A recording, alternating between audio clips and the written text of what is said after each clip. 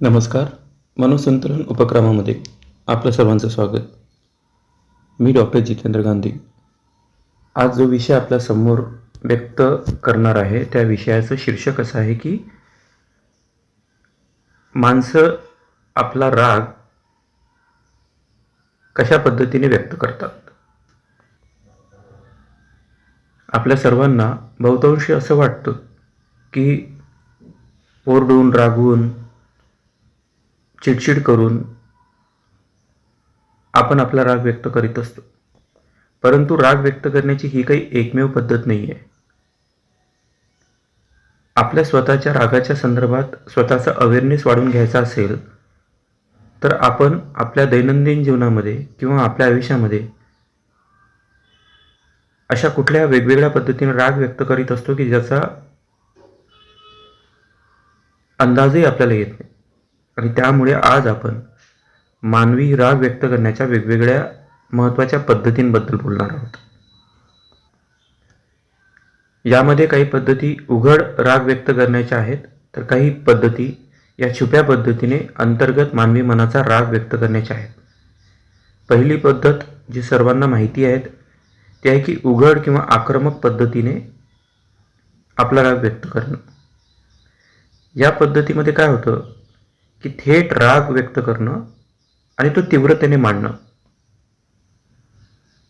हे याच्यातलं महत्त्वाचं गुणवैशिष्ट्य आहे.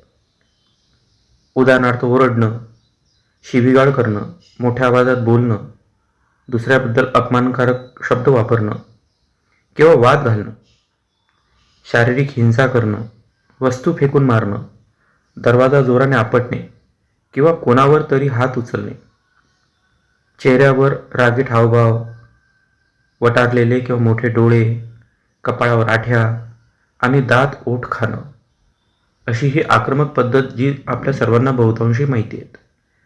तर राग व्यक्त करण्याची ही सर्वात महत्त्वाची आणि आक्रमक पद्धत, ही पहिली पद्धत. दुसरी पद्धत ज्याला आपण म्हणतो की अप्रत्यक्ष किंवा सुप्त पद्धत. यामध्ये काय होतं, यामध्ये व्यक्ती आपला राग थेट दाखवत नाही, तर तो आपल्या वागण्यातून आणि आपल्या कृतीतून तो व्यक्त करीत असतो. उदाहरणार्थ अबोल धरणं, काहीही बोलायचं नाही, समोरच्या व्यक्तीशी बोलणं पूर्णपणे बंद करायचं, आपल्याला दिलेल्या कामात टाळाटाळ करणं. त्या कामात टाळाटाळ करणं हा रागाचाच व्यक्त होण्याचा एक परिणाम आहे. एखादा कर्मचारी असेल ऑफिसमध्ये आणि त्याला ऑफिसच्या संदर्भात किंवा वरिष्ठांच्या संदर्भात राग असेल तर तो आपलं काम टाळाटाळ करत राहील, जेणेकरून ऑफिसच्या वरिष्ठ कर्मचाऱ्यांना ताण निर्माण व्हायला हवा. आणि आपण जर काम ते टाळाटाळ करीत राहिलो तर वरिष्ठांना व ऑफिसला त्रास होईल व त्याच्यातून त्यांना एक आत्मिक आनंद मिळत असतो. त्यामुळे कामात टाळाटाळ करणं.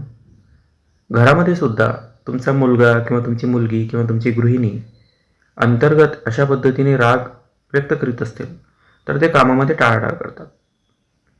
मुलांना सुद्धा आपल्यावर राग असेल तर आपण सांगितलेलं काम ते वेळेवर ऐकत नाहीत, टाळाटाळ करतात, जेणेकरून ही त्यांची राग व्यक्त करण्याची एक पद्धतच असते. वारंवार आणि कायमस्वरूपी टाळाटाळ करणारी व्यक्ती अंतर्गत पद्धतीने तुमच्यावर रागवलेली आहे का याचं नक्की ॲनालिसिस करणं गरजेचं असतं. दिलेलं काम जाणून बुजून उशिरा करणं किंवा चुकीच्या पद्धतीने करणं. बऱ्याचदा अंतर्गत राग असणारी व्यक्ती टोमणे मारायला कधी विसरणार नाही. थेट न बोलता उपरोधिक पद्धतीने किंवा टोमण्यातून तुम्हाला काहीतरी ते संदेश व्यक्त करण्याचा प्रयत्न करते. तिसरा जो प्रकार आहे तो आहे की स्वतःवरच राग ओढून घ्यायचा. त्यालाच इनवर्ड एक्सप्रेशन असं म्हणतात. आतल्यात आपल्याला आलेला राग वरच्या दोन्ही पद्धतीतून आक्रमक पद्धतीने न मांडता किंवा अप्रत्यक्ष पद्धतीने न मांडता स्वतःवर तो राग ओढून घेणं.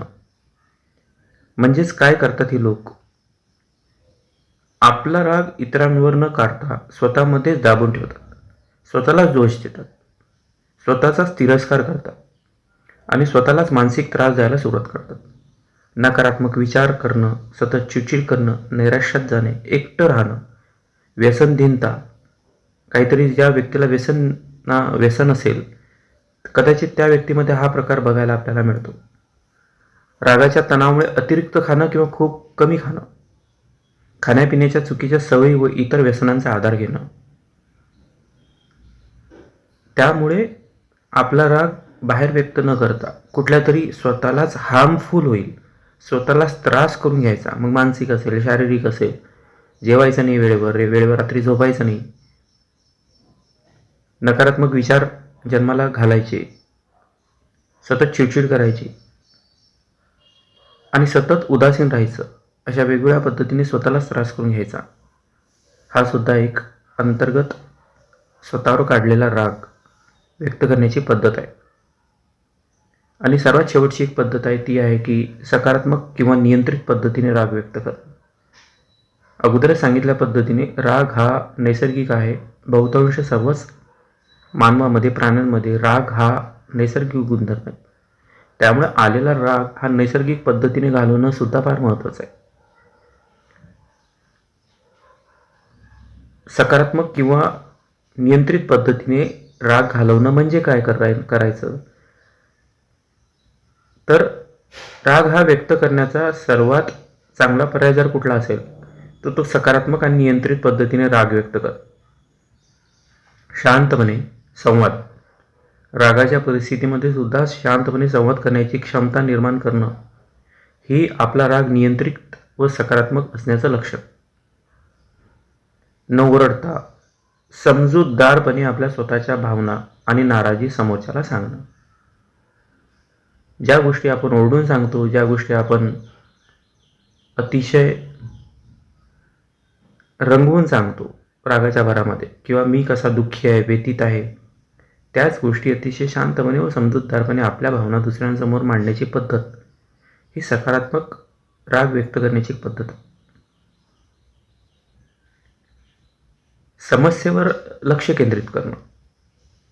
शेवटी राग तुम्हाला व्यक्तीवर आलेला असतोच, परंतु त्या व्यक्तीच्या संदर्भात किंवा आपल्या संदर्भात निर्माण झालेली जी मूळ समस्या आहे त्या मूळ समस्येवर लक्ष केंद्रित करण्याची पद्धत म्हणजेच सकारात्मक पद्धतीने किंवा नियंत्रित पद्धतीने राग व्यक्त करणं. म्हणजेच काय करायचं, वाद घालण्याऐवजी ज्या गोष्टीमुळे राग आलाय ती कशी सोडवायची. जो गुंता आहे, दोन लोकांमध्ये जो निर्माण झालेला जो गुंता आहे तो सोडवण्याची पद्धत आपण काय निर्माण करतो किंवा त्या पद्धतीवर पुढाकार काय घेतो हे फार महत्त्वाचं असतं. व्यक्तीवर रागवणं किंवा त्या व्यक्तीच्या संदर्भात निर्माण झालेल्या समस्येला सोडवण्यासाठी पुढाकार घेणं हा चॉईस मात्र नेहमी तुमच्याकडे असतो.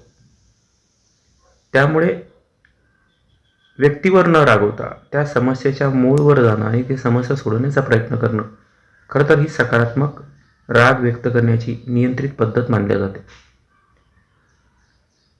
एखाद्या कलेतून किंवा व्यायामातून आपल्या रागाची ऊर्जा ही व्यवस्थित पद्धतीने बाहेर पाडणं ही सुद्धा सकारात्मक व नियंत्रित पद्धत आहे राग व्यक्त करण्याची. खेळ असेल, लेखन असेल, चित्रकला असेल, संगीत असेल, नाट्य असेल, कुठला तरी छंद असेल, ट्रेकिंग असेल, की कुठल्या तरी एका वेगळ्या क्षेत्रामध्ये स्वतःला रममाण करून घेणं आणि आपल्यातली निगेटिव्ह ऊर्जा व आपल्यातली रागाची ऊर्जा एका व्यवस्थित पद्धतीने दर आठवड्याला, दर महिन्याला, वर्षानुवर्ष पद्धतीने बाहेर काढणं ही सुद्धा एक सकारात्मक पद्धतीने असू शकतं. आपल्याला आलेला अनुभव सरळ आक्रमक पद्धतीने व्यक्त न करता लेखनाच्या माध्यमातून व्यक्त करणं आणि आपल्या भावना व्यवस्थित पद्धतीने कागदांवर लिहिणं, त्या प्रकाशित करणं ही सुद्धा कदाचित एक नियंत्रित राग व्यक्त करण्याची पद्धत असू शकते. त्यामुळे रागाच्या संदर्भातल्या या पद्धती, या प्रकार या संदर्भात तुम्हाला माहिती होती का, आणि ही क्लिप तुम्हाला कशी वाटली या संदर्भात नक्की प्रतिक्रिया द्या.